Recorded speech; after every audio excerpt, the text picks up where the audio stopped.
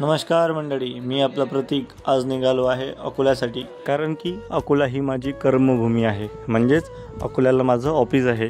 मग काय, त्यासाठी सकाळीच उठून मी लगेच तयारी केली व तयारी केल्यानंतर आपल्या गाडीवर बसून रेल्वे स्टेशनकडे निघालो। प्लॅटफॉर्मवर रेल्वे अगोदरच उभी होती। मग काय, बसलो आपल्या सीटवर आणि प्रवास झाला सुरू। मित्रांनो, एकटा प्रवास करण्याची मजा वेगळीच असते बरं।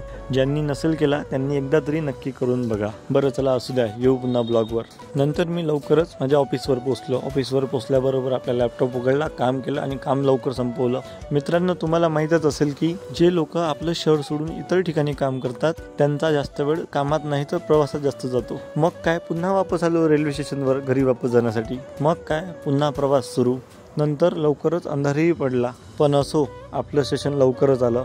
मग मी खाली उतरून रेल्वेला बाय केलं आणि समोर निघालो। या इंजिनला पण मनात एकच प्रश्न येतो की हे इंजिन वर चढवलंच कसं असेल, पण जाऊ द्या, ते आपलं काम नाही आहे। आपली गाडी शोधूया आपण।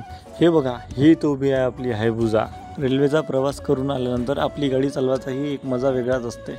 बघा, तुमच्यासोबत बोलता बोलता मी माझ्या घरी पोहोचलो। आता चप्पल काढतो आणि घरात जातो आणि पोटभर जेवण करतो। चला तर भेटूया पुढच्या ब्लॉगमध्ये, तोपर्यंत टाटा।